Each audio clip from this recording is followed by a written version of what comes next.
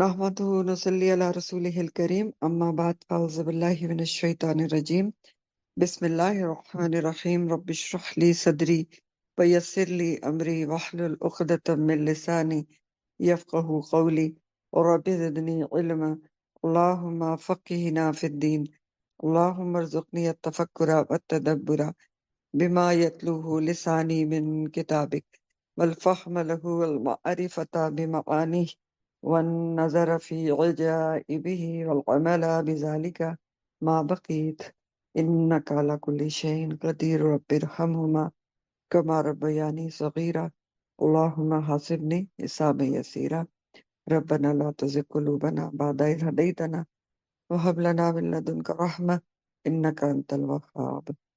پچھلی تفسیر سے ایک کوشچن کروں گی۔ آیت نمبر آپ کی ہے 49۔ اللہ تعالیٰ نے فرمایا وَوُضِعَ الْكِتَابُ فَتَرَى الْمُجْرِمِينَ مُشْفِقِينَ مِمَّا فِيهِ وَيَقُولُونَ يَا وَيْلَتَنَا مَا لِهَذَا الْكِتَابِ لَا يُغَادِرُ صَغِيرَةً وَلَا كَبِيرَةً إِلَّا أَحْصَاهَا وَوَجَدُوا مَا عَمِلُوا حَاضِرًا۔ سوال میرا یہ ہے کہ صاف صاف قرآن بتا رہا ہے کہ کتاب سامنے رکھ دی جائے گی، تو ہر کسی کو پتہ چل جائے گا کہ اس نے کیا کچھ کیا ہے۔ ہم میں سے ہر کسی کو پتہ ہے کہ ہمارے اعمال نامے میں کیا لکھا ہے، اگر نہیں پتہ تو پتہ ہونا چاہیے، ٹھیک۔ تو سوال صرف میرا یہ ہے کہ اس بارے میں کیا ہم کبھی سوچتے ہیں؟ اس کا جواب دیں مجھے۔ کبھی ہم اس چیز کو امیجن کرتے ہیں کہ ایک ایک چیز لکھی جا رہی ہے جب ہم کسی کی برائی کر رہے ہوتے ہیں، خدا نہ کرے، یا کسی کے اوپر کچھ بھی زبان کھولے ہوتے ہیں یا کوئی غلط کام کر رہے ہوتے ہیں، تو کیا ہمارے ذہن میں یہ ہوتا ہے کہ مالی حاضل کتاب لا یغادر صغیرۃ ولا کبیرۃ الا احصاها، گن گن کے لکھا ہوگا؟ جی اس کا جواب دیں۔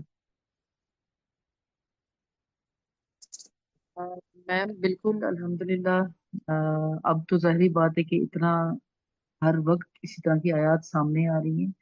پہلے شاید اس چیز کا خیال اتنا نہیں رہتا تھا، اور مطلب کچھ بول بھی جاتے تھے اور سارا کچھ۔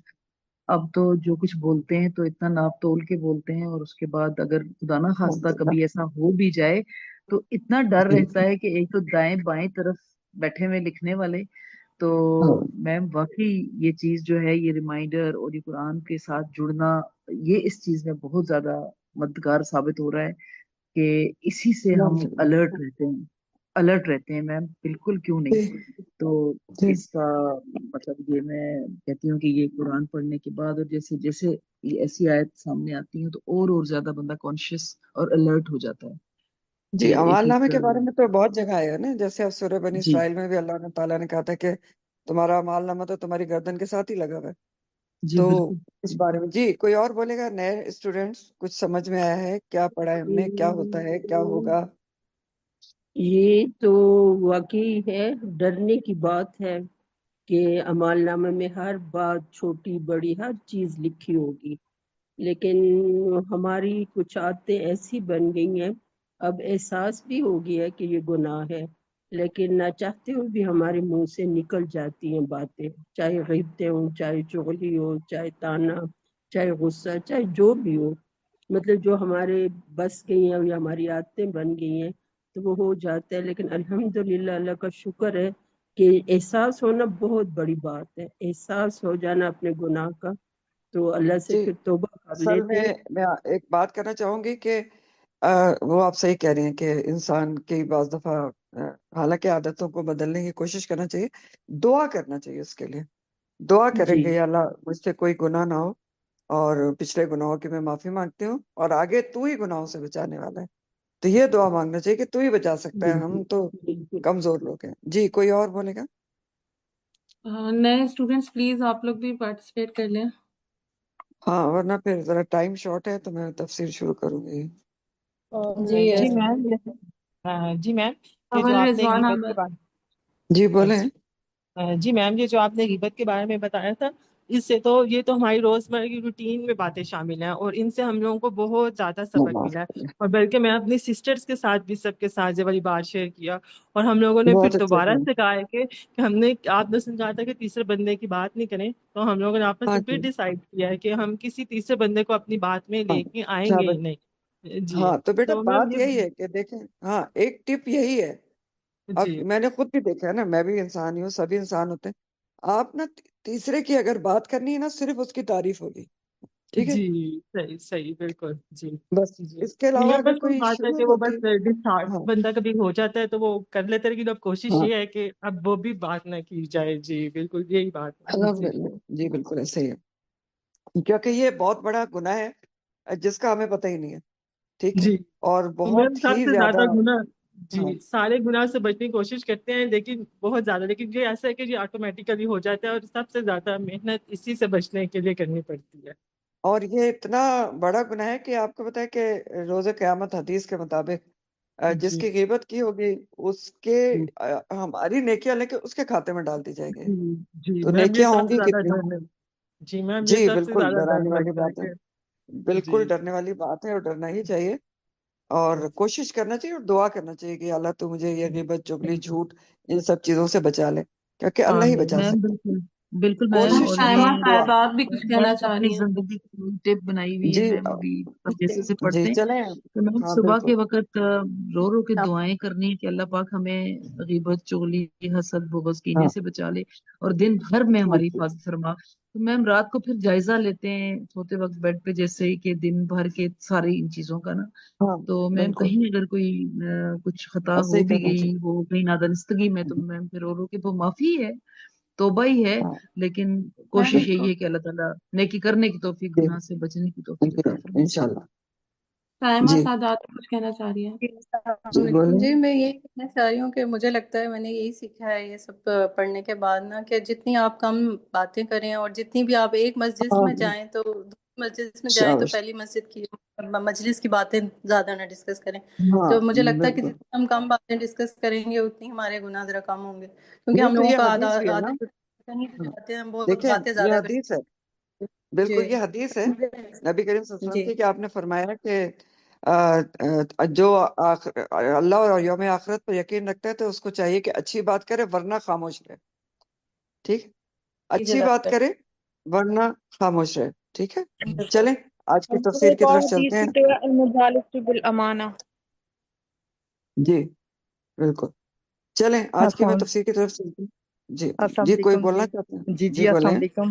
جی میں وعلیکم وہی السلام. یہ والی چلیں آئے تو وہ مطلب پتہ ہی ہے کہ ساری غلطیاں ساری جتنی بھی ہیں وہ ساری لکھنی ہوں، لیکن نیچے جو آپ نے اس کی تفسیر بتائی تھی وہ کل انسان فی عنقہ، اس سے بہت ہی الزامہ زیادہ جی. بچے نا کہ دونوں ہر وقت فرشتے اس وقت ایک دم سے لپک کے لکھ رہے ہوتے ہیں جو اچھے مال ہوتے ہیں، اس سے بہت ہی ہاں زیادہ، اس کے بعد بہت رتیب ہی زیادہ. اور رتیب. میں نے اپنی سسٹر جی سے بھی، بالکل. اپنی بہوؤں سے بھی، سارا سے میں نے کہا یہی بات ہے کہ جب بھی فون پہ بات کرے بندہ تو واقعی کسی کی بات نہ کرے، تو کوئی اور ہاں بات کر لے لیکن کوشش کرے ہاں جی غیبت بالکل. کم سے کم. دیکھیں بہت بس سارے اور اللہ میں. ٹاپکس ہوتے ہیں نا. جی جی ٹھیک ہے، اب خواتین کا ایک فیوریٹ ٹاپک کپڑے بھی تو ہوتے ہیں نا، آپ کپڑوں میں بات کر لینا کپڑے، کم از ہاں کم. جی یہی میں نے ہاں بات. غیبت تو نہیں جی جی ہوگی. آپ کراکری پہ بات کر لیں، بالکل. آپ فرنیچر پہ بات کر لیں. ٹھیک ہے، تو کم از کم وہ گناہ جی کی بات تو جزاک نہیں ہے اللہ. نا. ٹھیک ہے، چلیں آج کی تفسیر کی طرف چلتے ہوں. بالکل جزاک. آمین. آیت نمبر 60 سے آج کی تفسیر ہے. وَإِذْ قَالَ، اور جب کہا، سورۃ الکہف آیت نمبر 60.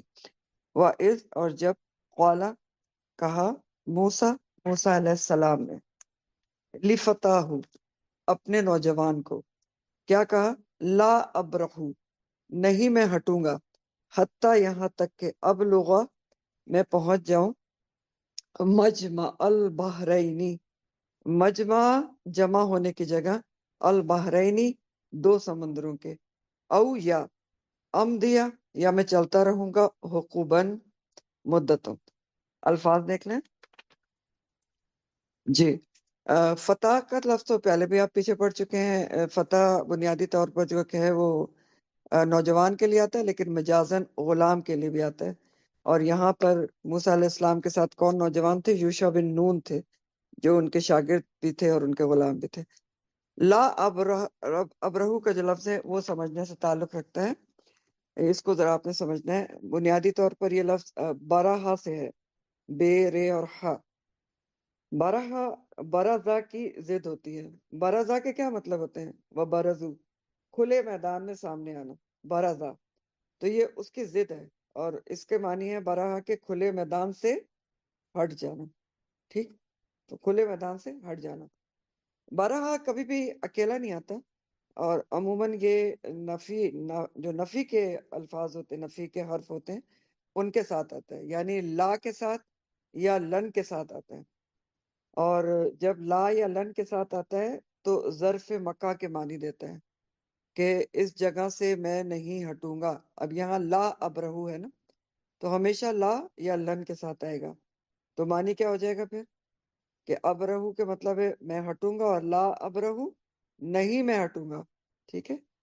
اور ظرف مکہ کا معنی دیتا ہے، یعنی اس جگہ سے میں نہیں ہٹوں گا یا اس کام سے میں نہیں ہٹوں گا۔ اور حتیٰ عموماً اس کے بعد یا پہلے ضرور آتا ہے، یہاں پر بھی حتیٰ موجود ہے۔ مجمع کا جو لفظ ہے وہ جمع سے ہے، اور مجمع آپ اردو میں بھی کہتے ہیں کہ مجمع اکٹھا ہو گیا، تو مجمع بنیادی طور پر یہ ظرف مکہ ہے، جمع ہونے کی جگہ، مجمع۔ بحرین بحر کی تسنیہ ہے، بحر سمندر کو کہتے ہیں، ڈویل کا صیغہ ہے، دو سمندر۔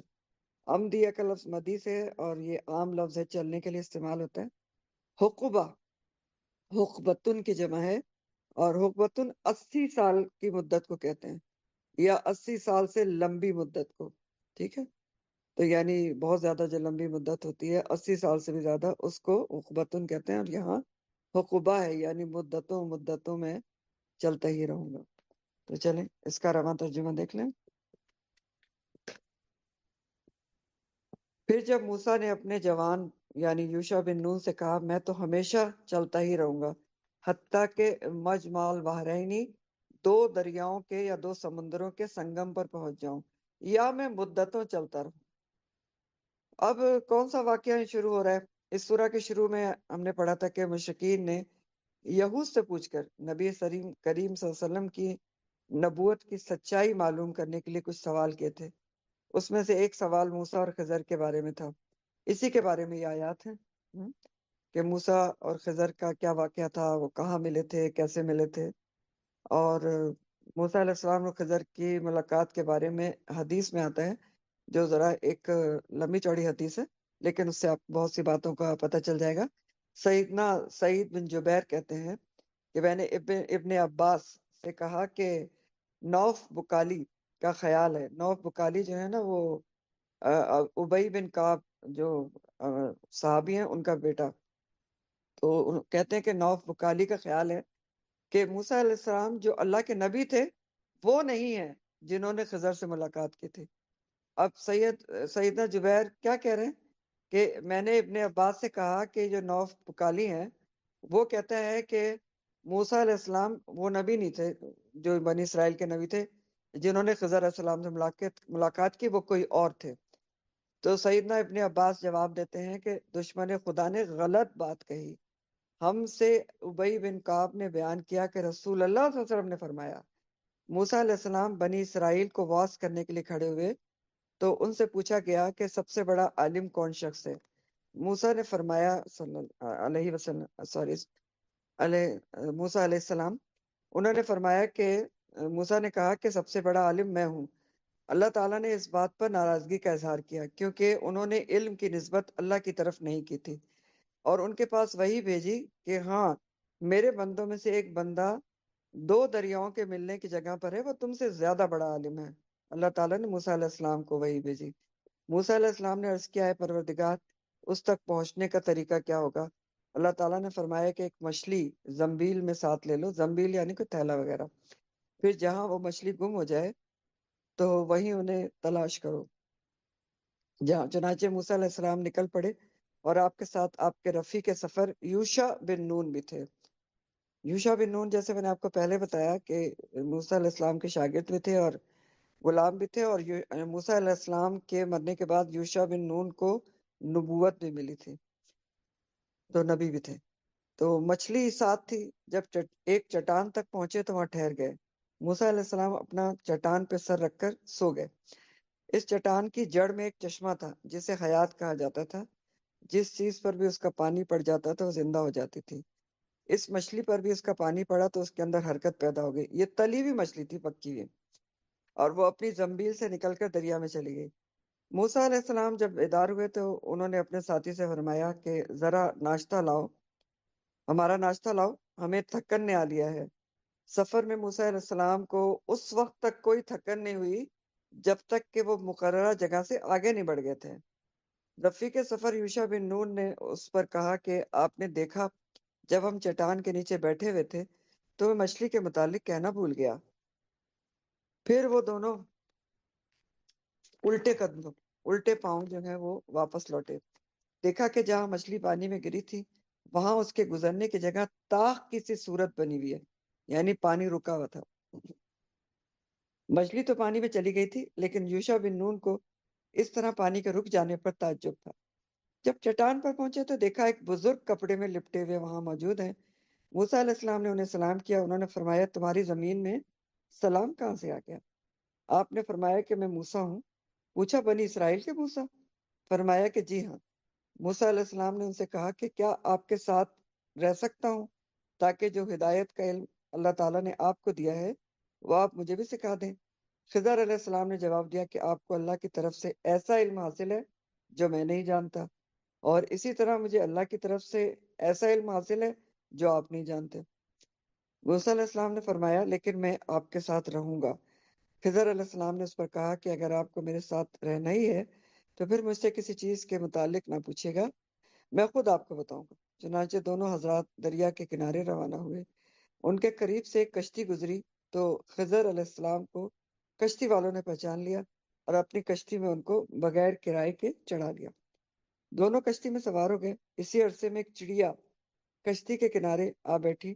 اس نے اپنی چونچ کو دریا میں ڈالا تو خضر علیہ السلام نے موسیٰ سے فرمایا کہ میرا اور آپ کا اور تمام مخلوقات کا علم اللہ کے مقابلے میں اتنا ہی مختصر ہے، اللہ کے علم کے مقابلے میں اس سے زیادہ نہیں جتنا اس چڑیا نے اپنی چونچ میں دریا کا پانی لیا ہے. پھر یکدم جب خضر نے بسولہ اٹھایا اور کشتی کو پھاڑ ڈالا، یعنی ایک کشتی کی ایک سائیڈ میں سوراخ کر دیا، پھاڑ دیا اس کو، تو موسیٰ علیہ السلام اس طرف متوجہ ہوئے اور فرمایا ان لوگوں نے ہمیں بغیر کسی کرائے کے اس کشتی میں سوار کر لیا تھا اور آپ نے اس کا یہ بدلہ دیا ہے کہ ان کی کشتی جو ہے وہ چیر ڈالی تاکہ اس کے مسافر ڈوب مرے. بلا شبہ آپ نے بہت ہی نامناسب کام کیا ہے. پھر وہ دونوں آگے بڑھے تو دیکھا ایک بچہ جو بہت سے دوسرے بچوں کے ساتھ کھیل رہا تھا تو خضر نے اس کا سر پکڑا اور کاٹ ڈالا. اس پر موسیٰ بول پڑے کہ آپ نے بلا کسی خون اور بدلے کے یعنی قصاص کے بغیر ایک معصوم بچے کی جان لے لی. یہ تو بہت ہی بڑی بری بات ہے. خضر علیہ السلام نے فرمایا میں نے آپ سے پہلے ہی نہیں کہہ دیا تھا کہ آپ میرے ساتھ صبر نہیں کر سکتے؟ تو آپ صلی اللہ علیہ وسلم نے فرمایا، یعنی یہ حدیث ہے نا، تو آپ صلی اللہ علیہ وسلم بیان کر رہے ہیں، تو آپ صلی اللہ علیہ وسلم نے فرمایا اور یہ پہلے سے سخت تنبیہ تھی. کہا اگر میں تجھ سے اس کے بعد کسی چیز کے متعلق پوچھوں تو مجھے ساتھ نہ رکھنا، یقیناً تو میری طرف سے پورے عذر کو پہنچ چکا ہے. پھر وہ دونوں چل پڑے یہاں تک کہ جب وہ دونوں ایک بستی والوں کے پاس آئے تو انہوں نے اس کے رہنے والوں سے کھانا طلب کیا تو انہوں نے انکار کر دیا کہ ان کی مہمان نوازی کریں.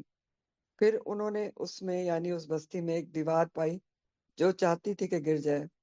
فرمایا ایک طرف جھکی ہوئی تھی. خضر علیہ السلام نے اپنا ہاتھ یوں اس پر پھیرا اور اسے سیدھا کر دیا.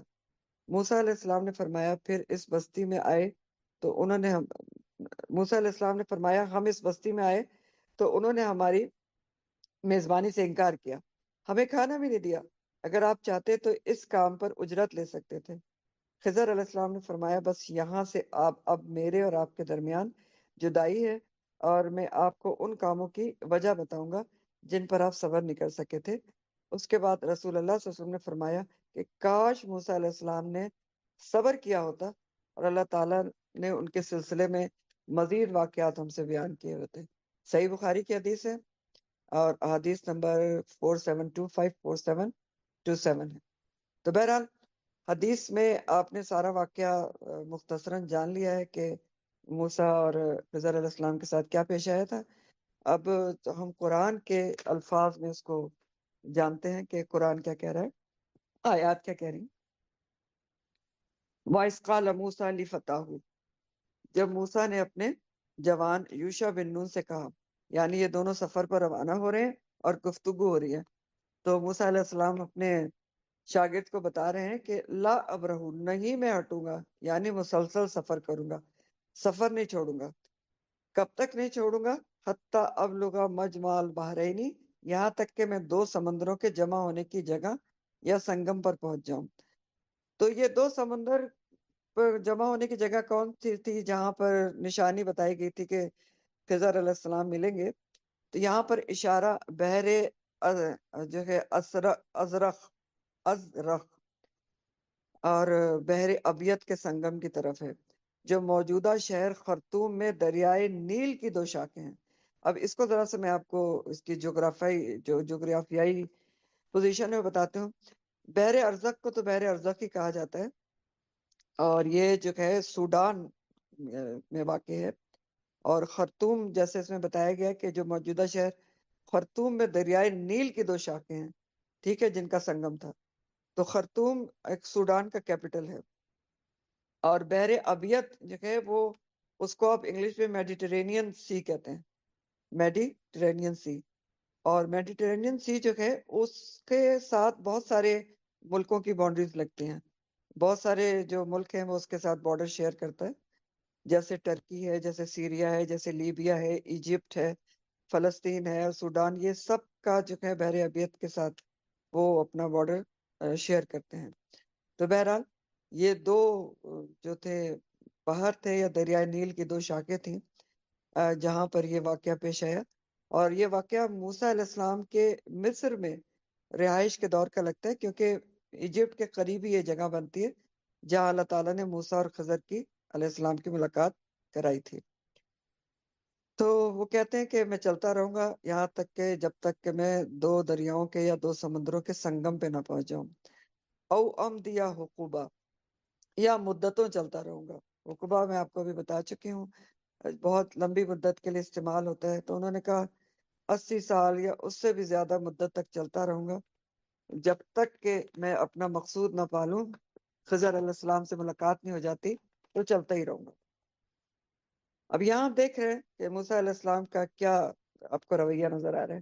خود بھی نبی ہیں، بہت بڑے نبی ہیں، لیکن جذبہ طلب علم نظر آ رہا ہے آپ کو کہ کتنا طلب تھی ان کو علم کی. یہ نہیں انہوں نے سوچا کہ میں تو خود ہی بہت بڑا نبی ہوں تو مجھے مزید علم حاصل کرنے کی کیا ضرورت ہے. نہیں، انہوں نے سنا کہ مجھ سے بڑا کوئی ہے جو اللہ تعالیٰ نے فرمایا کہ وہ زیادہ تم سے عالم ہے، تو وہ چل پڑے کہ میں پھر مزید علم حاصل کرتا ہوں. تو کہہ رہے ہیں کہ مدتوں چلتا رہوں گا لیکن علم ضرور حاصل کروں گا، علم حاصل کر کے رہوں گا. اور پیغمبروں کے علاوہ اسلامی تاریخ میں ہم دیکھتے ہیں کہ صحابہ اور محدثین جو حدیث کے راوی ہیں، انہوں نے یہ مدتوں چلنے کا جو علم کے لیے سنت ہے، اس کو مدتوں زندہ ہی رکھا ہے کہ ایک ایک حدیث کے لیے محدثین نے کئی کئی مہینوں بلکہ سالوں تک کا سفر بھی کیا ہے ایک ایک حدیث کلیکٹ کرنے کے لیے. تو اس سے ہمیں پتہ چلتا ہے کہ علم کی طلب اور حصول میں استقامت، کنسسٹنسی بہت اہم چیز ہے. جس کو بھی علم کی طلب ہے اور علم کا حصول کرنا چاہتا ہے، تو اس کے اندر مین فیکٹر جو ہے وہ کنسسٹنسی، استقامت بہت کاؤنٹ کرتی ہے کہ انسان استقامت سے حصول علم کے لیے لگا رہے. اور حدیث بھی ہے جو بہت ہی خوبصورت حدیث ہے جامع ترمذی کی، جو علم حاصل کرنے کے ارادے سے کہیں جائے تو اللہ تعالیٰ اس کے لیے جنت کے راستے کو آسان اور ہموار کر دیتا ہے. یعنی جو قرآن و حدیث کا علم حاصل کرنے کے راستے پہ چلتا ہے، اس کے لیے جنت کا راستہ آسان کر دیا جاتا ہے. اللہم اجعلنا منہم. تو بہرحال موسیٰ علیہ السلام پکا عزم لے کر اپنے شاگرد کے ساتھ علم کی طلب میں نکلتے ہیں، اور چلتے ہوئے اپنے شاگرد سے اپنے عزم کو دہراتے بھی ہیں کہ میں چلتا ہی رہوں گا چاہے مدتیں بیت جائیں، لیکن علم ضرور حاصل کروں گا. پھر کیا ہوا؟ فلما، پھر جب بلغا، وہ دونوں پہنچے. اب دونوں کیوں ہیں اس میں؟ کیونکہ الف لگا ہوا ہے ساتھ میں، ساتھ ساتھ دیکھ لیں الفاظ. اگر الف نہیں لگا ہوتا تو وہ سنگل کا سیگا ہوتا کہ وہ پہنچا، اگر جمع کا سیگا ہوتا تو بلغو ہوتا، ٹھیک ہے؟ تو یہ تسنیہ ہے، ڈویل ہے، ایک الف ہے، تو جب وہ دونوں پہنچے، کہاں پہنچے؟ مجمع، جمع ہونے کی جگہ، بینہما، درمیان دو کے، یعنی دو سمندروں کے جمع ہونے کی جگہ پہنچ گئے، تو نسیہ تو وہ دونوں بھول گئے، یہاں پھر یہ تسنیہ ہے کیونکہ الف لگا ہوا ہے۔ کیا بھول گئے؟ حوتہما، اپنی مچھلی، حوت کہتے ہیں مچھلی کو، اور ہما بھی تسنیہ کا صیغہ ہے، تسنیہ کی ضمیر ہے، حوتہما، دونوں اپنی مچھلی بھول گئے، دونوں کو ہی نہیں یاد آیا۔ فاتخذا، پس اس نے بنا لیا، یہ کس نے بنا لیا؟ مچھلی نے بنا لیا، سبیلہ، راستہ اپنا، فی البحر، سمندر میں، سربا، سرنگ کی طرح۔ سربا ایسی سرنگ کو کہتے ہیں جس کا ایک ہی منہ ہوتا ہے اور سیدھا آدمی جس میں گھستا چلا جائے، اس میں چلنے کا معنی بھی پایا جاتا ہے اور گھسنے کا معنی بھی پایا جاتا ہے۔ تو اس کا ترجمہ دیکھیں، پھر جب وہ ان دونوں دریاؤں کے آپس میں ملنے کی جگہ پر پہنچے تو وہ اپنی مچھلی بھول گئے، تو مچھلی نے کیا کیا کہ اس نے دریا میں سرنگ نما اپنا راستہ بنا لیا۔ فلما بلغا مجمع بینہما نسیا حوتہما، تب جب وہ اپنی جو جگہ ان کو چاہیے تھی وہاں پر پہنچے، دو سمندروں کے یا دریاؤں کے ملنے کی جگہ، تو وہ مچھلی بھول گئے۔ مچھلی ہی تو نشانی تھی کہ اللہ تعالیٰ نے کہا تھا کہ جہاں مچھلی غائب ہو جائے تو وہیں رکنا ہے، لیکن ان کے دھیان سے یہ بات نکل گئی۔ مچھلی نے کیا کیا؟ فاتخذ سبیلہ فی البحر سربا، اس نے دریا میں سرنگ نما اپنا راستہ بنا لیا۔ تو اللہ کے حکم سے پکی ہوئی مچھلی زندہ ہوئی اور کود کر سمندر میں سرنگ بنا کر غائب ہو گئی۔ یہ وہ وقت تھا جب موسیٰ علیہ السلام سو رہے تھے اور یوشا جاگ رہے تھے، چٹان کے پاس رکے تھے نا، تو موسیٰ علیہ السلام سو گئے تھے اور یوشا بن نون جاگ رہے تھے۔ تو یوشا بن نون نے یہ سارا قصہ دیکھا تھا کہ مچھلی کود کے چلی گئی، انہوں نے سوچا کہ موسیٰ علیہ السلام جاگیں گے تو انہیں بتا دوں گا کہ مچھلی تو یہاں پر نکلی ہے اور غائب ہو گئی، لیکن جب موسیٰ علیہ السلام اٹھے تو ان کو آگے جانے کی جلدی ہوئی اور یوشا کے ذہن سے بات نکل گئی کہ وہ بتائیں، چنانچہ دونوں پھر چل دیے۔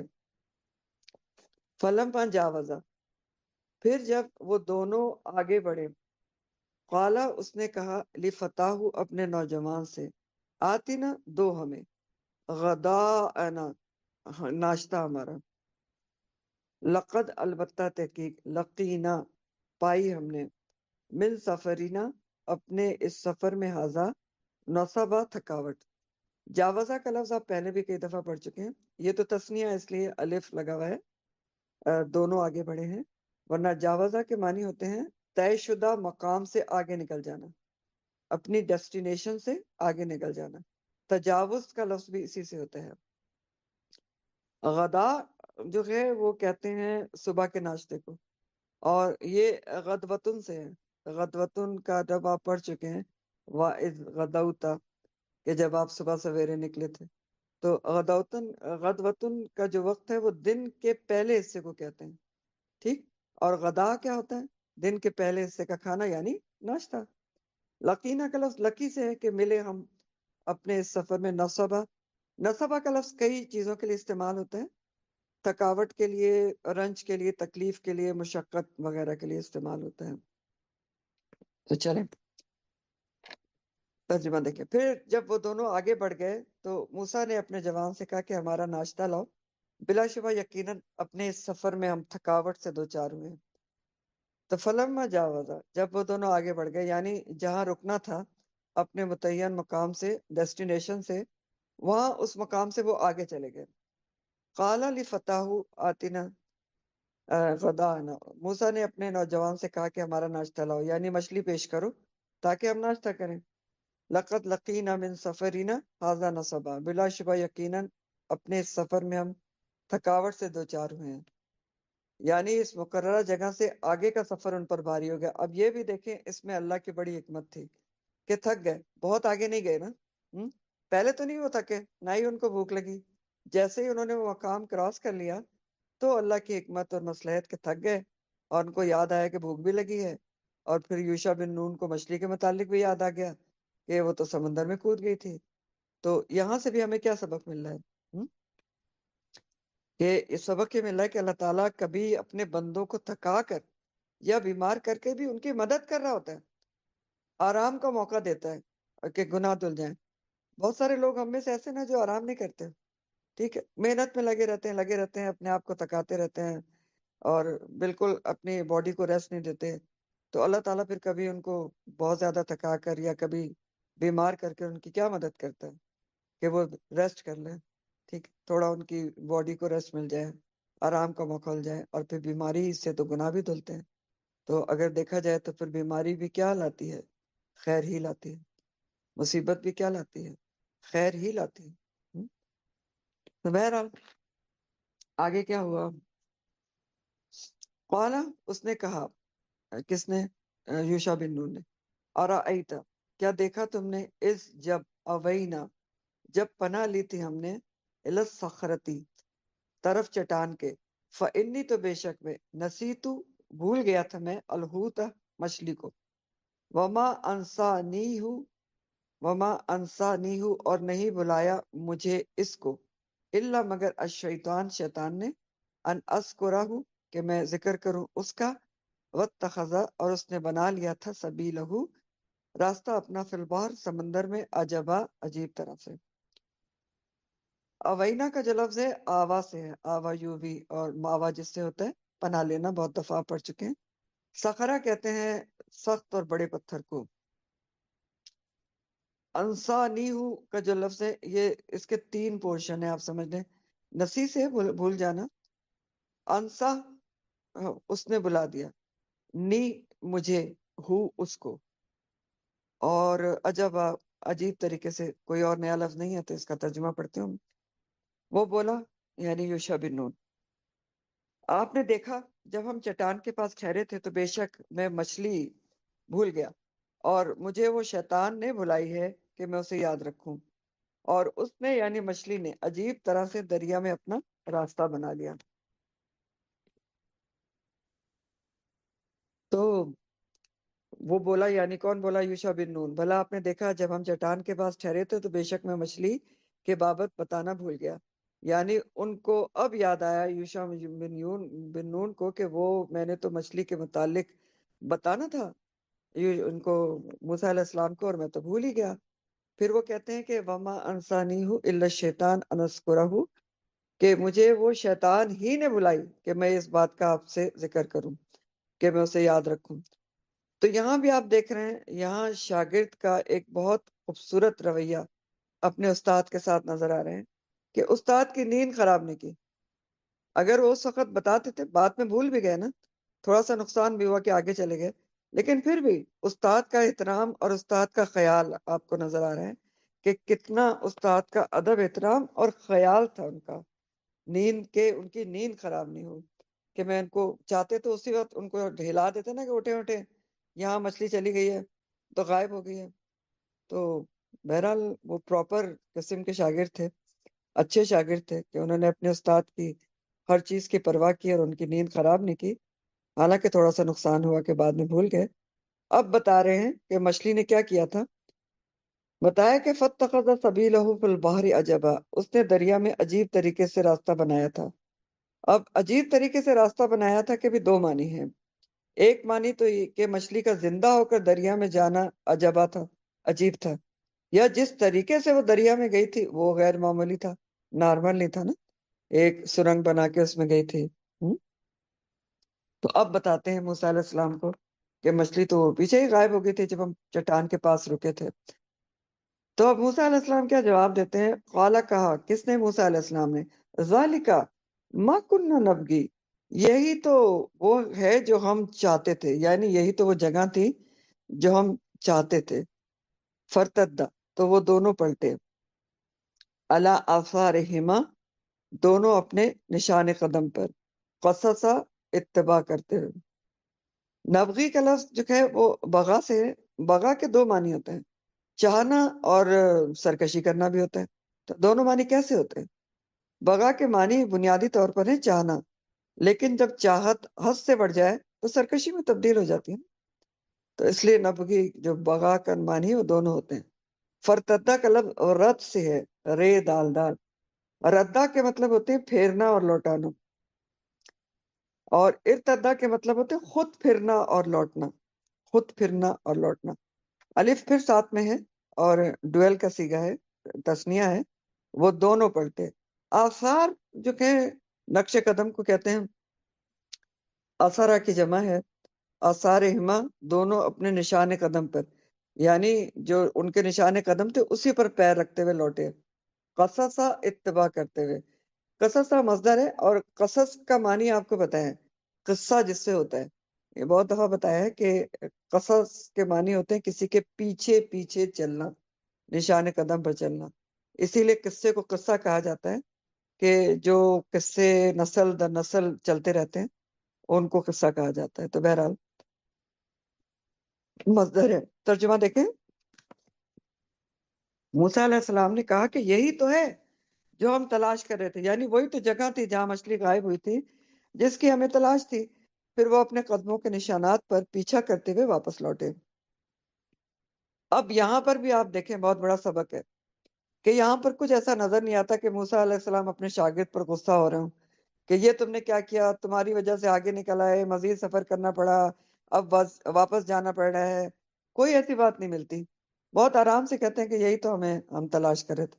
اب سوچ کے دیکھیں نا، استاد کے لیے بھی اور ہر کسی کے لیے سبق ہے کہ ہر کسی کے اندر اتنا تحمل ہونا ہی چاہیے کہ اگر کوئی کام ہو چکا نا، جو ہو چکا وہ ہو چکا، ٹھیک۔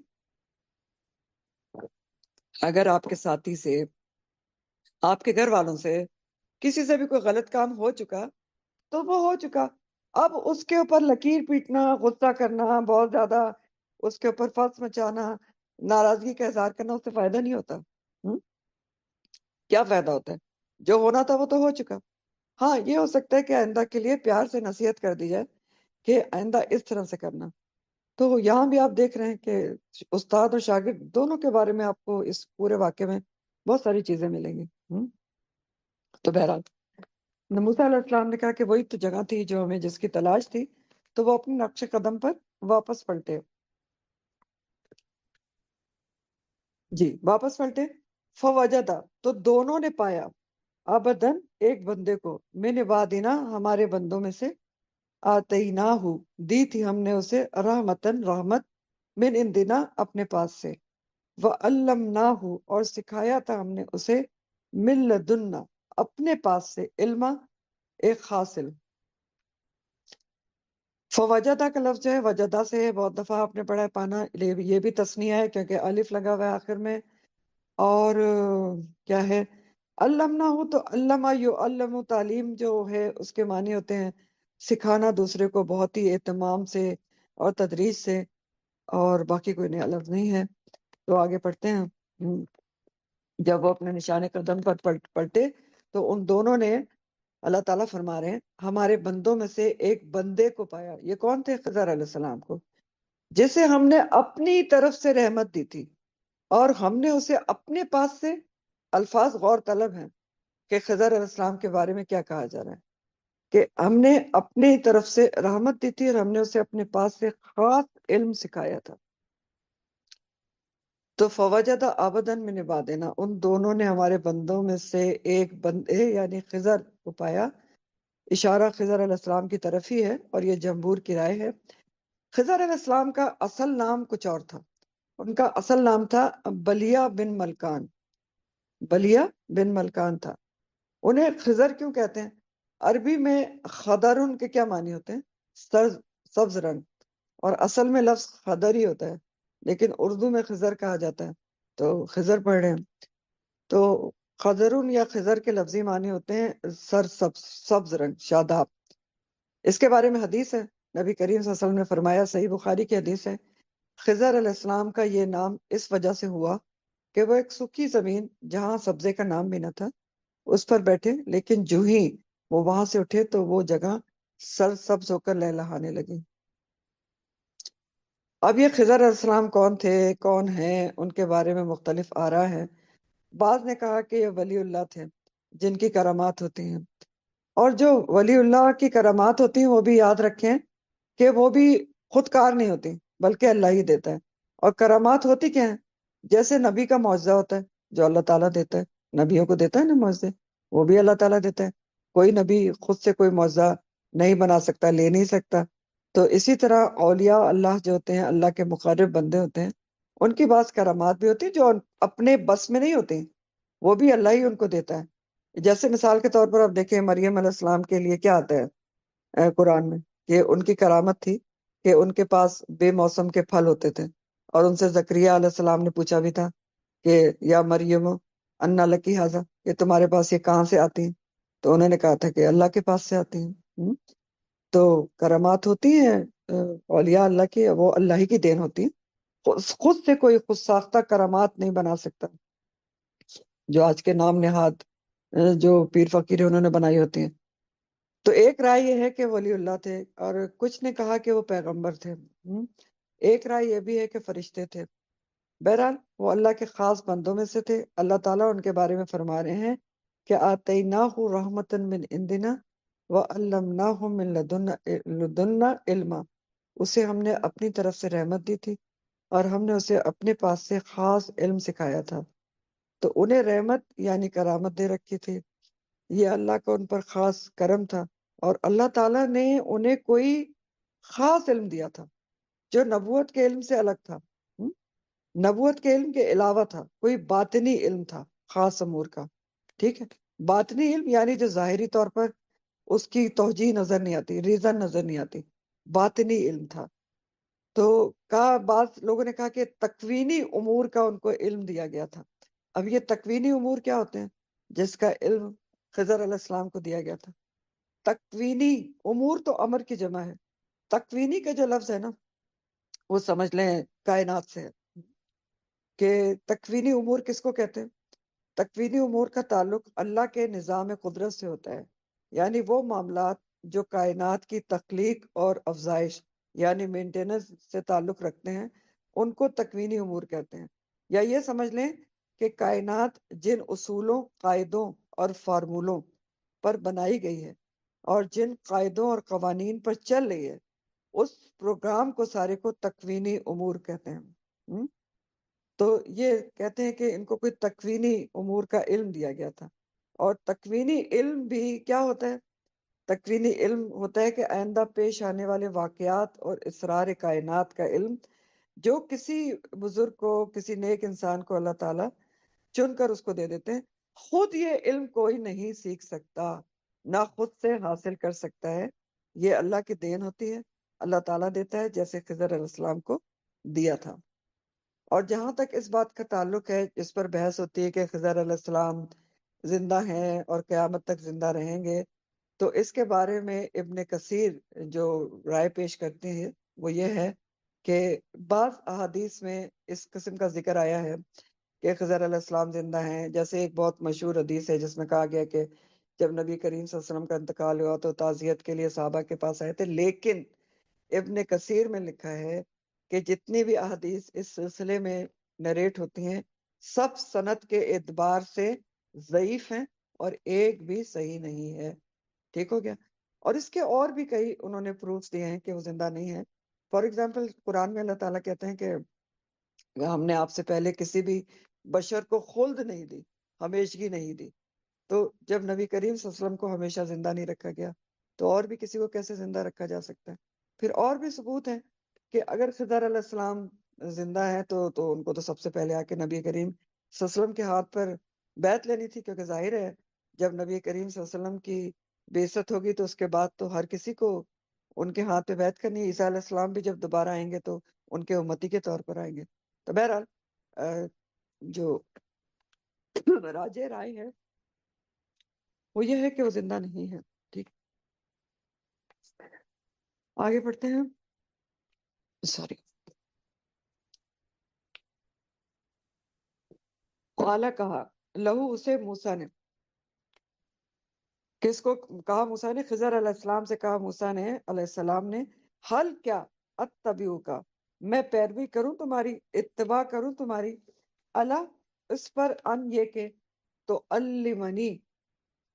علمنی کہ تم سکھاؤ مجھے، مما اس میں سے جو علمتا تم سکھائے گئے ہو، رشدہ ہدایت میں سے، سمجھ بوجھ میں سے. اس میں کوئی نیا لفظ ہے نہیں، سارے الفاظ آپ کے پڑھے ہوئے ہیں. تو علمنی اور علمتا دونوں لفظ ہیں علمہ سے ہی ہیں، اور علمتا ماضی مجہول کا صیغہ ہے. رشد بھی آپ پڑھ چکے ہیں، تو سارے الفاظ جانے بوجھے ہیں. ترجمہ دیکھیں. موسیٰ علیہ السلام نے اس بندے یعنی خضر علیہ السلام سے کہا کہ اگر میں آپ کی پیروی کروں تو کیا آپ اس بھلائی کا کچھ حصہ مجھے سکھا دیں گے جو آپ کو سکھائی گئی ہے. موسیٰ علیہ السلام آپ دیکھ رہے ہیں کہ خود اولو العزم پیغمبروں میں سے ہیں، اللہ کے یہاں بہت محترم ہیں، مکرم ہیں، صاحب مرتبہ ہیں. اتنے بڑے پیغمبر ہیں کہ قرآن کے تقریباً ہر پارے میں، تقریباً 28 پاروں میں ان کا ذکر ہے. کلیم اللہ ہیں، اللہ تعالیٰ نے ان سے کلام کیا تھا. لیکن یہاں آپ کو ان کی عاجزی نظر آ رہی ہے کہ آپ مجھے اپنی شاگردگی اختیار کرنے کی اجازت دیتے ہیں. بہت ہی عاجزی سے پوچھ رہے ہیں. تو ایک شاگرد کو استاد سے ایسے ہی ادب و احترام سے بات کرنی چاہیے. ایک مشہور مقولہ ہے با ادب با نصیب. تو استاد کا ادب و احترام آپ کو بہت جگہ اس میں یہاں سیکھنے کو ملے گا.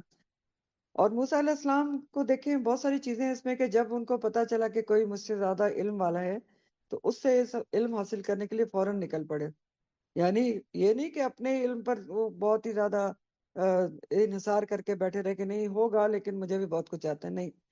تو اس سے بھی ہمیں پتہ چلتا ہے کہ علم جو ہے وہ ایسی چیز ہے کہ کبھی بھی انسان اس سے سیر نہیں ہو سکتا، یا کبھی بھی نہیں کہہ سکتا کہ مجھے سارا علم حاصل ہو گیا ہے. پھر اتنا سخت سفر بھی کیا. تو اس سے بھی کیا پتہ چلتا ہے کہ علم کا جو سفر ہے، علمی سفر، اس میں سختیاں تو آتی ہیں.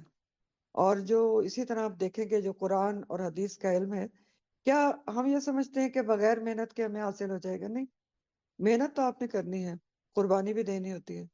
جب تک آپ قرآن کے علم کے میں بھی حاصل کرنے میں بھی قربانی نہیں دیتے، اپنی نیند کی، اپنے سوشل لائف کی، کچھ کہیں اپنی کچھ اور چیزوں کی، اور جب تک آپ محنت نہیں کرتے تب تک آپ قرآن بھی صحیح سے سیکھ نہیں سکتے.